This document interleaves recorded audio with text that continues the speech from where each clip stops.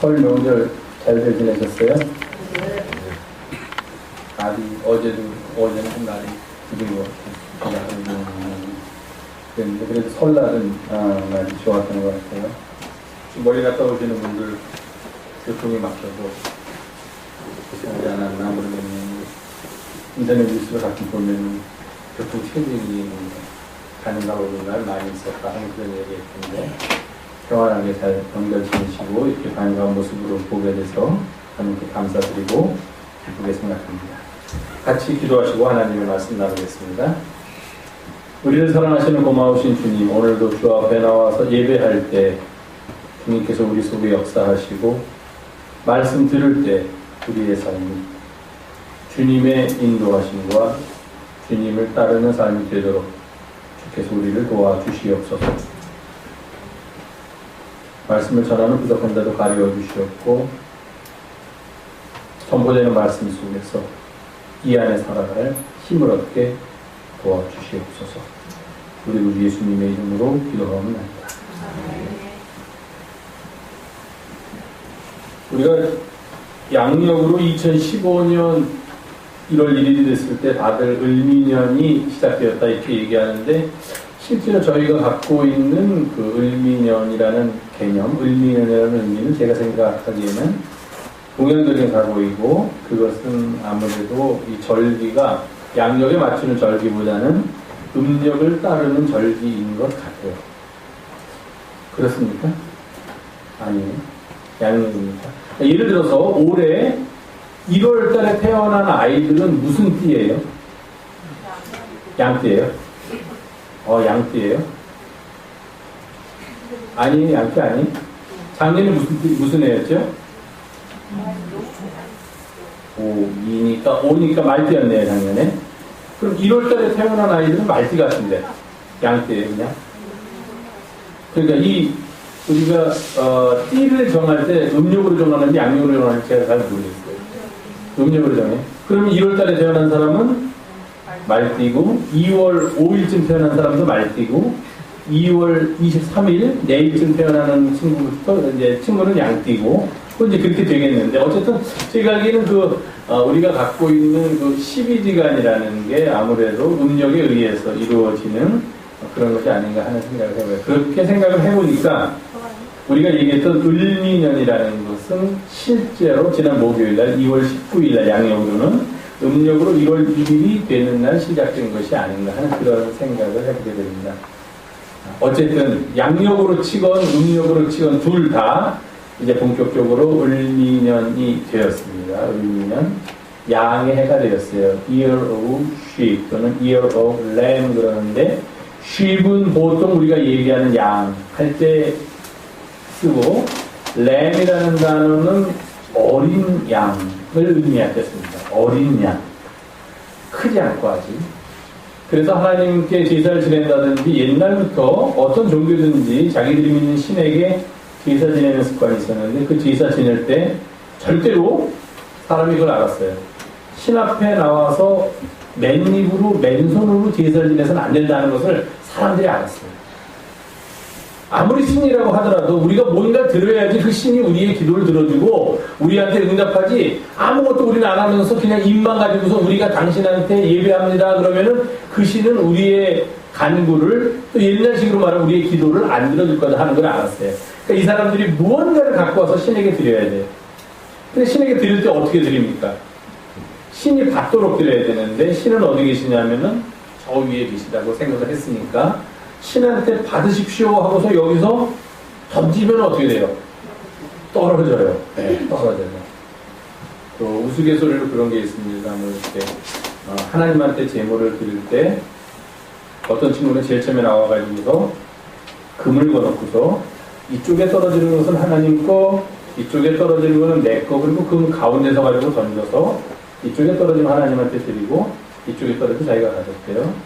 그랬더니 그 다음 사람이 나오더니 원을 조그맣게 그려놨더니 원 안에 떨어지는 건 하나님 거, 원 밖에 떨어지는 거는 내 거. 그래서 던졌더니 원 밖에 훨씬 더 많이 떨어지더래요. 이렇게 쓸 때보다. 세 번째 사람이 나오더니 하나님한테 예물을 드려야 되겠는데 어떻게 드릴까? 내가 던져서 하나님이 받으시는 거는 하나님 거, 다시 나한테 땅으로 돌려주시는 거는 내 거. 그러고서 던졌답니다. 하나님이 얼마나 받으셨는지는 저는 잘 모르겠어요. 아마 중력이라는 것을 무시하고서 하면은 또 달라지겠지만 중력이라는 것이 있을 때에는 결국 다시 다 나한테 떨어지겠죠. 이 사람들도 머리가 있어서 그렇게 제사를 지내면 우리의 신이 우리의 기도를 안 들을 거라는 걸 알았어요.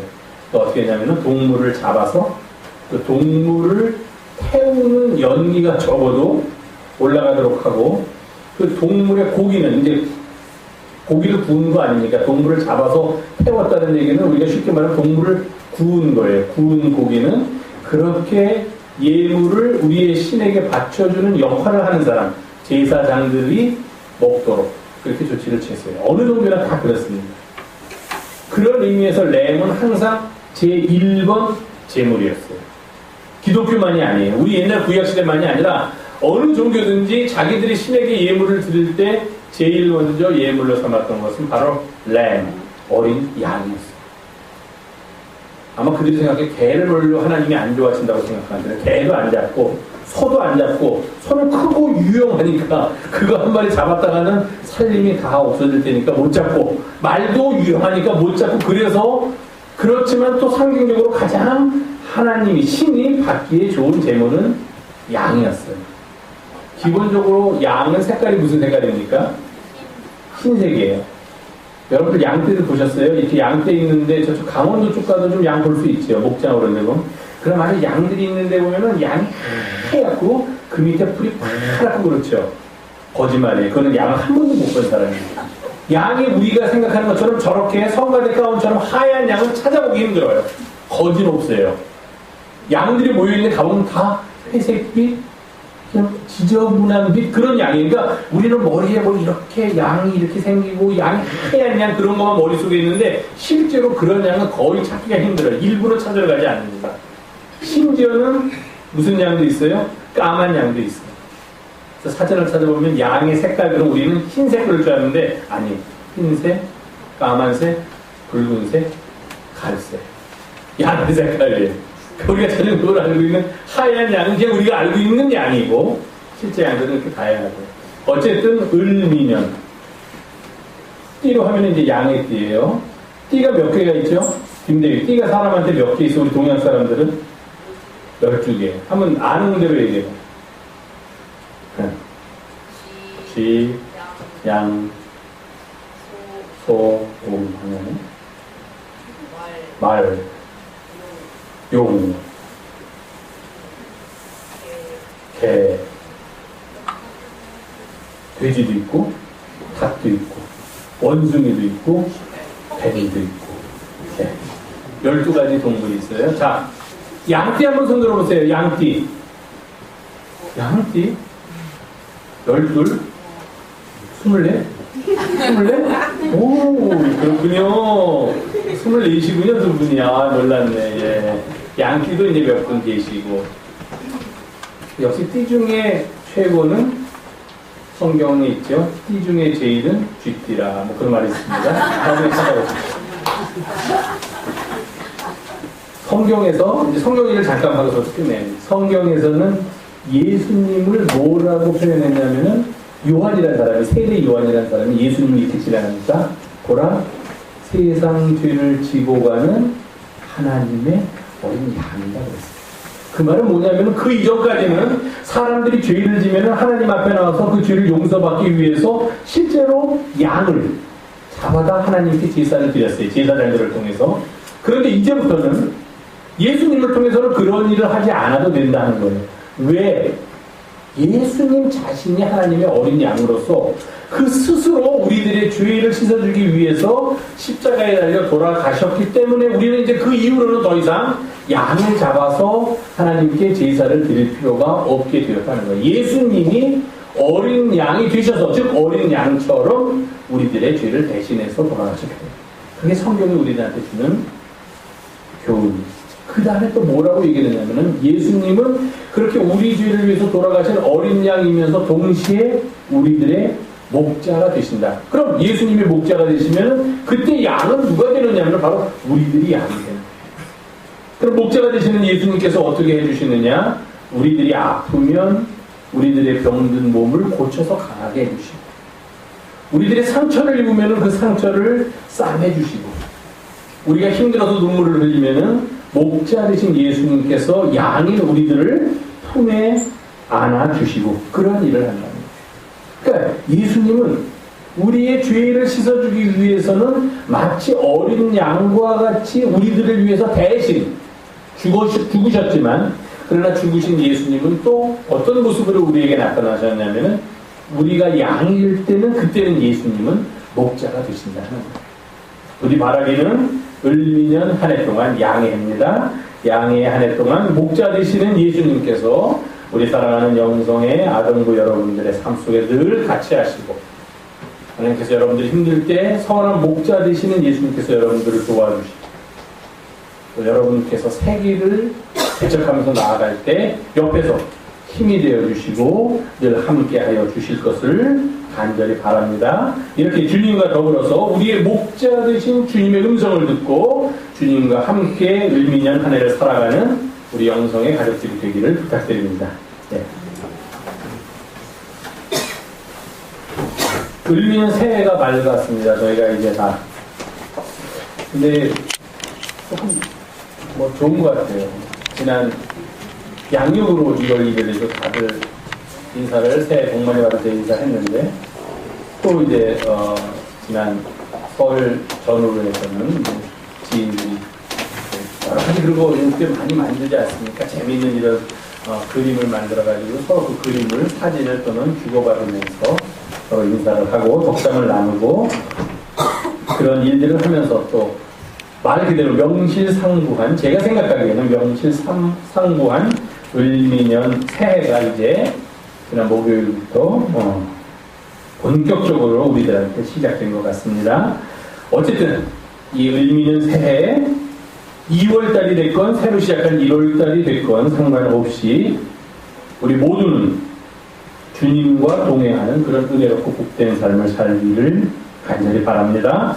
그렇게 살아가는 가운데 성령께서 우리와 함께 하셔서 그 성령의 인도하신 가운데 날마다 기쁨이 넘치고 은혜가 충만하고 서로 뜨겁게 사랑하면서 이해도 주의 은혜의 기쁨을 함께 나누는 그런 복된 날들이 되기를 간절히 바라겠습니다.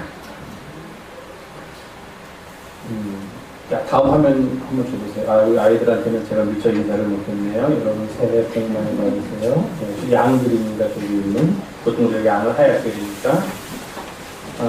그 다음 화면도 한번 줘보세요. 네, 이거는 이제 어린 양입니다. 지금 저 밑에가 잘 안 보이는데 저 밑에가 도수대예요. 이제 곧 죽임을 당할 도수대 위에 있는 어린 양입니다. 중세시대 때 그린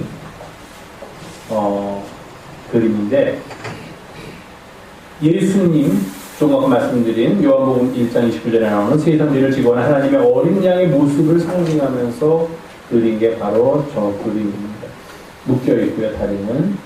원래 양이 아까도 말씀드렸지만 하얗게 보통 양을 표현하는데, 이제 뭐 그에게 닥칠 고통과 그 어려운 곤욕함을 표현하기 위해서 색깔을 좀 그렇게 새하얀 색을 쓰기보다는 좀 어두운 색조를 쓰면서 이 그림을 화가가 그렸다 그렇게 전해지고 있습니다. 그리고 그 다음 화면은 예수님께서 이제 우리의 목자가 되셔서 양을 품에 품어주시고 양을 인도하시는 그런 모습입니다. 자, 다음 화면입니다. 을미년이니까 양에 대해서 제가 오늘은 좀 이야기를 하려고 합니다. 사실 양은 우리에게 많은 것을 가르쳐 줍니다. 성경을 읽다 보면 아주 재미있는 표현이 있어요. 예를 들면 생수라는 표현이 있습니다. 그러면 우리에게 있어서 생수는 무엇인가 또는 누구인가라고 물으면 우리는 예수 그리스도께서 우리의 생수가 되신다 그렇게 고백합니다. 예수님이 생수예요. 그러면서 동시에 우리는 또 뭐라고 고백을 하냐면은 생수를 우리에게 주시는 분이 예수 그리스도다 그렇게 이야기를 합니다.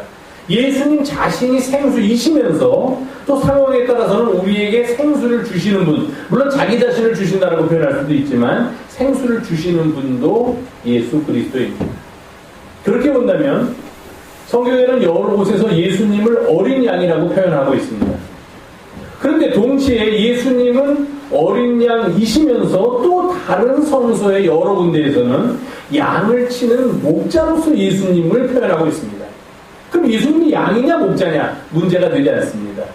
죄의 대속이라는 의미에서 하나님의 관점에서 우리의 삶에 개입하시는 그런 성육신, 인카네이션의 관점으로 본다면 예수님은 어린 양이십니다.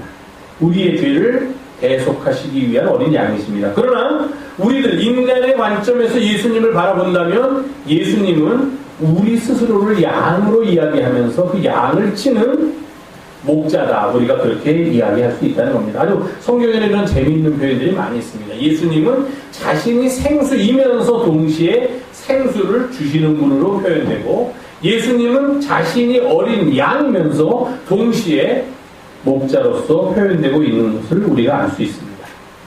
어린 양이신 예수. 왜 허구 많은 것 중에 예수님을 어린 양이 표현했을까? 사실 예수님을 어린 양으로 표현하는 그림은 중세 초반에는 그렇게 많지 않았습니다. 왜냐하면 예수님이 하나님의 아들인데 하나님의 아들을 어떻게 감히 동물로서 그릴 수 있겠는가라는 게 당시 교회의 생각이었어요. 왜냐하면 하나님이 계시고 그 밑에 사람이 있고 동물들은 그 밑에 있는 그런 생물이 동물인데 어떻게 하나님의 아들을 우리 인간보다도 더 낮은 위치에 있는 동물의 형상으로 그릴 수 있겠는가. 그래서 심지어는 저는 어린 양 같은 것도 그리지 못하게 그렇게 교회에서 막았던 적도 있습니다. 그러나 성서는 곳곳에서 예수님을 표현할 때 특별히 요한계시록에 보면은 여러 군데에서 예수님을 보좌에 앉으신 분 그 옆에 앉아 계신 어린 양이다 그렇게 표현을 합니다. 예수님을 어린 양으로 표현하는 가장 중요한 이유는 제가 아까도 말씀드렸지만 그가 우리의 죄를 대속하는 속죄물이 되셨기 때문이다 하는 겁니다. 아까 우리가 부른 찬송대로 베드로전서 1장에 표현하는 대로 바로 그것입니다. 우리가 이스라엘 사람들이 조상이 물려준 헛된 행실로부터 구원함을 얻어야 되는데 그 구원함을 얻기 위해서 필요한 것이 무엇인가? 그것은 은이나 금같이 없어질 것으로 된 것이 아니요 오직 흠 없고 점 없는 순결하다는 의미죠. 어린 양 같은 그리스도의 보배로운 피로 된 것이라. 그것이 바로 예수 그리스도를 어린 양이라고 고백하는 가장 큰 이유입니다.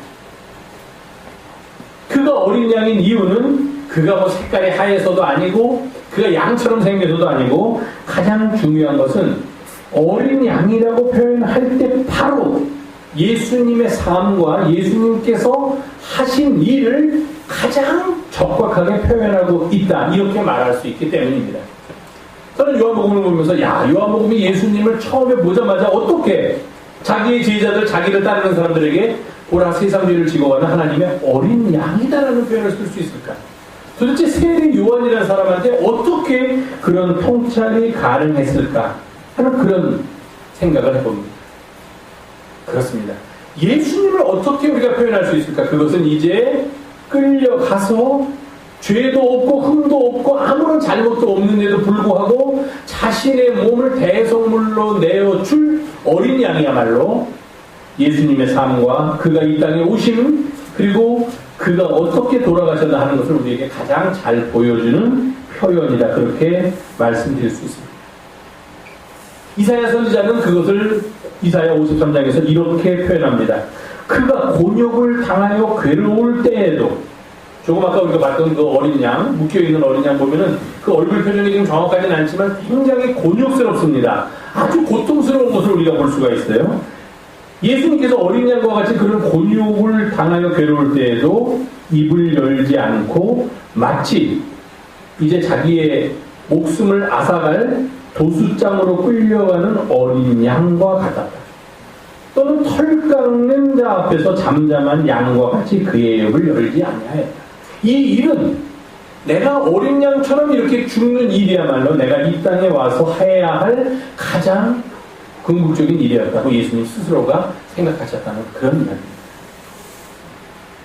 십자가를 지시기 위하여 가시는 예수님의 모습, 그것은 바로 어린 양으로 표현될 수 있습니다.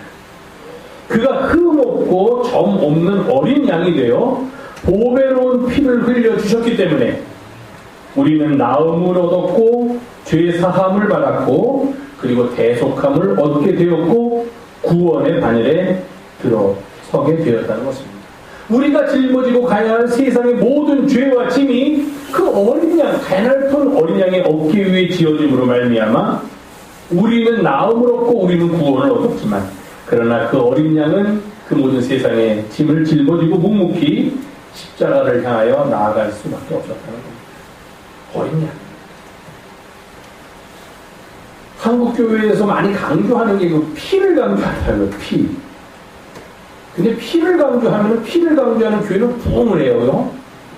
저는 잘 모르겠어요. 그 피를 강조하는 교회가 부흥하는 이유는 잘 모르겠는데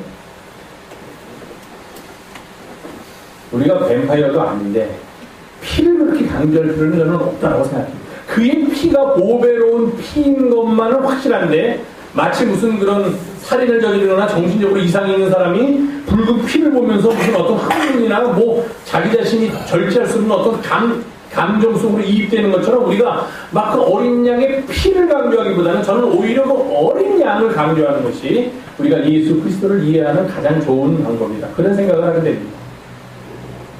만약에 예수께서 돌아가실 당시에 처형하는 방법이 십자가의 처형이 아니었고 다른 방법이 있었다면 지금같이 무슨 화학 주사를 넣는다든지 뭐 이래가지고 예수님이 만약에 피를 별로 안 흘리고 돌아가셨으면 그럼 예수님의 죽음은 의미가 없는 거다 이렇게 얘기할 수 없는 거잖아요. 그러니까 피가 보배로운 피고 보혈인 것만은 분명하지만 그 피를 막 강조하면서 그 피에다가 막 우리의 믿음의 모든 것을 거는 것은 제가 보기에는 그렇게 의미 있는 행동은 아니다 하는 그런 생각을 합니다. 그래서 한때 한국 교회에서 그런 일이 있었어요. 큰 교회 목사님은 피가 최고예요. 피. 그저 피예요. 피. 근데 신학교에서 공부를 하신 아주 좋은 목사님이면서 교수님이 그분도 조금 강경하셨는데 예수님의 피나 다른 피나 뭐가 차이가 있냐 이런 말을 했다가 큰 교회 목사님에 의해서 그만 교단에서 쫓겨나신 분이 있습니다. 그러니까 그처럼 피를 강조하는 것도 저는 별로 의미가 없는 거고 그렇게 중요한 건 아니지만 또 그렇다고 해서 그 피가 다른 피와 뭐가 다르겠느냐 하는 것도 또한 옳은 성경의 이해 방법이나 우리의 믿음을 바꾸는 방법은 아니라고 생각합니다. 그가 어린 양이 되어서 그의 보배로운 피를 흘렸기 때문에 우리가 구원을 얻었다. 이런 믿음을 우리가 갖고 그런 생각 속에서 우리의 믿음과 우리의 삶을 정립해 나가야지 마치 무슨 그 피가 그러니까 뭐 피가 어떻게 하기 때문에 그다음부터 피가 사실은요 제가 전에도 한번 말씀드렸지만 그 당시에는 피가 생명이었습니다. 왜?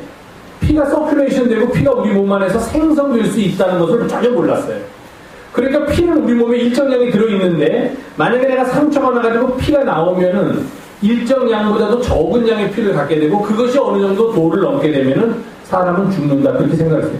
실제로 피를 많이 흘리면 사람이 죽는 걸 봤으니까 그 피를 멈추게 하는 방법도 몰랐고 일단 피가 흘리면 그 사람은 이제 죽을 운명이라고 생각했기 때문에 피 속에 생명이 있다는 사람들 속에는 그것이 가능했지만 이제 우리는 피가 우리 안에서 생성되기도 하고 우리 안에서 돌기도 하고 심지어는 필요할 경우에는 다른 사람의 피를 내가 받아가지고서 살 수도 있다라는 세상 속에서는 우리가 그의 예수님의 보배로운 피로 구원을 얻었다는 그 믿음의 고백은 반드시 필요한 것이기는 하지만 그러나 그것과 함께 그가 어린 양으로서 이 땅에 오셔서 그의 생명을 우리들을 위해서 내어주셨다 하는 것은 우리에게 꼭 필요한 믿음의 고백 중에 하나다 하는 생각을 해보게 됩니다. 예수님은 이렇게 어린 양이셨어요. 양은 어떻습니까? 혹시 양 한번 보셨어요? 양?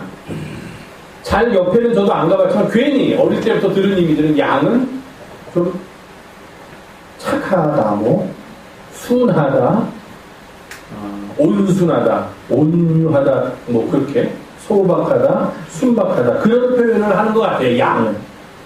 그러니까 기본적으로 양은 어떤 동물로 우리들한테 이렇게 인식되어 있냐면은 옆에 있는 다른 동물을 공격하지 않아요. 먼저 공격하지 않아요, 절대로. 물론 그게 양이 힘이 없기 때문에 그렇다. 양은 그렇게 지금 받았기 때문에 그렇다라고 말하면은 할 수 없지만 어쨌든 양이 그렇게 지금 받았다는 거예요. 다른 사람을 공격하거나 다른 사람에게 해를 가함으로 인해서 내가 무엇인가 이익을 취하려는 일을 하지 않습니다. 심지어는 먹는 것조차도 그들은 초식동물이기 때문에 풀만 먹죠. 다른 동물을 공격해서 다른 동물을 먹어서 자기의 생명을 그렇게 유지하지는 않습니다. 그렇기 때문에 양 하면 우리가 생각하는 게 온순하다, 평화롭다, 공격적이지 않다, 순하다 한 그런 생각들을 우리가 보통 많이 합니다. 양은 이런 속성이 있대. 언덕이 있으면 양이 자꾸 올라가려는 속성이 있대. 위로 올라간답니다. 양들은 위로 올라가는 속성도 있고, 보통 우리가 생각하는 양에 대한 이미지는 다 좋은 것만 있는데 때로는 이제 양은 좀 고집이 세다 하는 그런 표현도 있어요. 그리고 고집이 세면서 자기가 어떤 일을 하려고 할 때 그 일에 대해서 이렇게 나쁜 결과에 대해서 먼저 그것을 머릿속에 염두에 둔대요. 나쁜 결과. 그래가지고 그 나쁜 결과가 생기지 않도록 고집을 부리는 성향도 있고, 또 보면은 이렇게 똑같은 길로 계속 다니는 그런 습성도 있다. 뭐 양에 대한 그런 얘기가 있다. 사람이 제일 먼저 가축으로 애완으로 이렇게 키운 동물은 뭔지 아세요?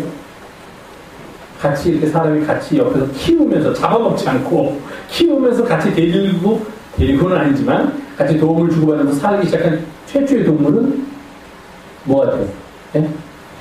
네. 개 같다 그러니까 편히 이상해서 강아지라고 하신 것 같아요. 개예요. 개 맞습니다. 개가 인류 최초의 애완이에요. 아니 처음부터 거의 인류와 같이 살았던 게 개고 그 다음이 양이라고 합니다. 양. 그래서 이제 양들은 옛날에는 이 양들이 먹을 게 없으니까 식용을 하기 위해서 양을 잡아야 되는데 양들을 이렇게 관찰해 보니까 이리로 갔다가는 또 그리로 오고 또 그리로 가고 하는 걸 사람들이 알게 됐어요. 그러니까 그 길에서 이렇게 숨어 있으니까 양들이 갔다가 사람이 잡으려는 것도 모르고 또 오면은 잡아서 이제 먹고 그랬습니다. 그럼 또 개를 같이 길렀는데 개를 이렇게 양 들리는 대로 풀어주니까 야생 개들이 야생 양들을 막 쫓아가면서 좁은 골짜기로 몰아가지고서 잡는 것을 알았어요. 그러니까 사람들도 개를 이용하면 양을 쉽게 잡을 수 있구나라고 생각을 해서 개를 기르면서 양을 잡았습니다. 그러다가 얼마 안 돼서 이제 그러느니 차라리 내가 양을 기르자 옆에다가 같이 놓고 기르자 해가지고서 아마 굉장히 오래 사람이 농경 생활을 하기 전부터 유목민으로 최초로 출발할 때 그때 바로 양을 기르기 시작할 때부터 유목민으로 최초로 시작했다. 그러니까 양과 사람은 아주 오래된 그런 관계를 맺고 있다. 이제 그렇게 보통들 이야기를 합니다. 그럼 우리가 만약에 양의 이미지를 생각한다면 예수님께서 어린 양이셨다라고 그 이미지를 생각한다면 물론 구약에서 얘기하는 제사로서의 어린 양도 있지만 가장 중요한 것은 역시 그의 희생이다. 그렇게 이야기할 수 있습니다. 예수께서 어린 양이 되실 수 있었던 것은 그가 가진 것을 우리를 위해서 아낌없이 다 내어주셨기 때문이죠. 양은 그렇죠. 양은 우리들한테 무엇을 줍니까? 우선 네? 우유. 소보다도 먼저 사람들이 양의 젖을 먹었다 하는 그런 역사적인 기록이 있대요. 그러니까 최초로 사람의 젖이 아닌 동물의 젖을 인간이 먹기 시작한 것은 바로 양의 젖이 아니겠는가 그렇게 추측을 한다고 합니다. 젖을 줬고 그 다음에 고기도 줬고 털도 줬고 가죽도 주고 그러니까 거의 자기가 가진 모든 것을 양이 인간들한테 다 주는 동물 중에 하나였다 하는 겁니다. 그러니까 뭐 아시겠지만 젖은 이제 먹었을 것이고 털은 지금도 뭐 메리노라는 거 그 유명한 양의 종자에서 나온 털 아주 유명한 털이죠. 그 다음에 양의 고기는 당연히 지금도 보면은 중국 연면 쪽에서 온 스님분들이 잘 가는 거 보면은 양고기 많이 있지 않습니까? 양고기가 있죠. 그리고 가죽. 옛날에 그 기억나시죠? 성서 같은 거 쓸 때 그때는 종이가 없을 때는 어디다 썼냐면 양 피에다 썼다고 그러지 않습니까? 양의 껍데기 가죽이에요. 거기다가 이제 이렇게 글씨를 쓸 수 있게. 그러니까 양은 자신의 가진 모든 것을 인류 생활에 사람들의 편의를 위해서 내어주었다. 그러니까 어린 양을 예수로 그렇게 표현하는 가장 큰 이유는 그런 희생, 자기 자신의 모든 것을 아낌없이 내어주는 그의 삶. 그 속에서 우리는 어린 양과 같이 우리에게 자신이 가진 모든 것, 마침내는 그의 생명까지도 우리를 구원하시기 위해서 내어주신 예수님의 모습을 함께 이렇게 겹치게 바라볼 수 있게 된다는 겁니다. 그게 바로 어린 양이신 예수님. 그 다음에 예수님은 어린 양이면서 또 뭐가 되느냐 하면은 바로 우리가 아까 봉독한 요한계시록 7장 17절에 제일 잘 나와 있습니다. 여기 이렇게 표현되어 있습니다. 보좌 가운데에 계신 어린 양이 그들의 목자가 되사. 지금까지는 어린 양이었는데 그들은 이제 그 보좌 앞에서 무릎을 꿇고 하나님께 예배하는 우리와 같은 이들입니다. 근데 보좌에 앉으신 이가 계시고 그 보좌 옆에 예수께서 어린 양처럼 계셨는데 보좌 가운데 계신 어린 양이 이제는 무엇이 되냐면은 우리들의 목자로서 그 역할을 받고 하신다는 거예요. 저는 이걸 보면서 아주 성경의 표현이 재미있다고 늘 생각합니다. 그가 스스로 어린 양이면서 자신의 모든 것을 희생하고 내어주는 측면에서 보면 그는 어린 양입니다. 그런데 그러면서 동시에 그는 목자가 되셨다 하는 거예요. 그래서 그 목자가 하신 일은 무엇입니까? 바로 그 요한계시록에는 아주 쉽게 이렇게 표현되어 있습니다. 생명수 샘으로 우리들을 인도하여 주시면 하나님께서는 그 생명수 샘에서 우리들의 눈에서 모든 눈물을 씻어 주신다 하는 그런 이야기입니다. 예수님께서 선한 목자라는 것을 우리가 여러 곳에서 이미 잘 알고 있는 이야기입니다. 그렇습니다. 주님이 우리의 목자가 되십니다. 우리를 구원하기 위하여 스스로를 내어주시면서 마치 어린 양과 같은 모습을 보여주셨던 예수님께서 이제는 우리의 선한 목자가 되십니다. 그래서 에스겔서에 보면 선한 목자가 하는 일을 이렇게 이야기합니다. 그는 선한 목자가 되셔서 무엇을 하시느냐? 양을 치는 일, 양을 사랑하는 일, 양을 돌보는 일을 하시는데 연약한 양을 강하게 만들어주시고 병든 양은 고쳐주시고 상처 입고 상한 양은 싸매주시고 쫓기는 양은 돌아오게 하시며 잃어버린 양은 찾으러 다니신다 하는 겁니다. 그래서 그렇게 찾은 양 무리들을 좋은 꼴을 먹여주시고 높은 우리에 누워서 안전하게 살도록 인도해 주시는 분이 바로 우리의 목자 되시는 주님이시다 하는 겁니다. 그가 우리를 위하여 대속 사업을 하실 때, 우리를 구원하는 사업을 하실 때에는 어린 양으로 우리가 이해할 수 있지만, 그러나 우리의 삶 속에 우리 측에서 예수님을 바라본다면 그는 양이신 우리들의 선한 목자가 되어 주신다는 겁니다. 우리를 날마다 어느 때든지 생명수 샘으로 인도하여 주신다는 겁니다. 바로 요한계시록 7장 16절에처럼 다시는 줄이지도 않고 배고프지도 않고 목마르지도 않고 해를 당하지도 않고 어떤 뜨거운 기운 가운데 우리가 상하지 않도록 우리의 목자 되시는 예수님께서 우리의 삶을 지켜주시고 우리의 눈에서 모든 눈물을 다 씻어주신다 하는 겁니다. 사랑하는 교회 여러분, 이제 이 을미년 한 해 동안은 어린 양으로 우리 가운데 오셨던 주님께서 우리를 죄와 모든 헛된 행실로부터 구해주시고 대속해 주시기를 바랍니다.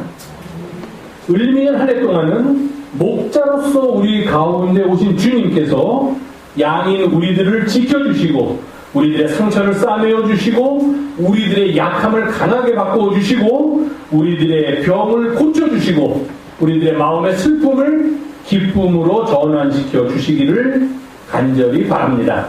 이 한 해 이런 은혜와 축복이 우리 모두에게 임하기를 바라며 특별히 바라기는 이제 졸업을 하고 새로운 인생의 길에 접어든 사랑하는 이들에게 하나님께서 이런 은혜를 베푸셔서 그들이 무엇을 하든지 어느 곳에 있든지 그들의 목자가 되셔서 그들을 지키시고 그들을 돌보시고 그들에게 날마다 푸른 초장과 맑은 물을 허락해 주시기를 간절히 바랍니다. 이런 은혜가 우리 가운데 있는 을미년 한 해가 되기를 간절히 기도합니다. 기도하겠습니다. 고마우신 주님, 오늘도 저희가 주님 앞에 나와서 예배합니다. 을미년은 양의 해라고 합니다. 어린 양으로 우리들의 죄를 대속해 주신 주님을 다시 생각하게 하시고 선한 목자가 되셔서 우리를 인도하시는 주님의 은혜 속에서 이 한 해도 살아가도록 인도하여 주시옵소서. 우리 구주 예수님의 이름으로 기도하옵나이다. 아멘.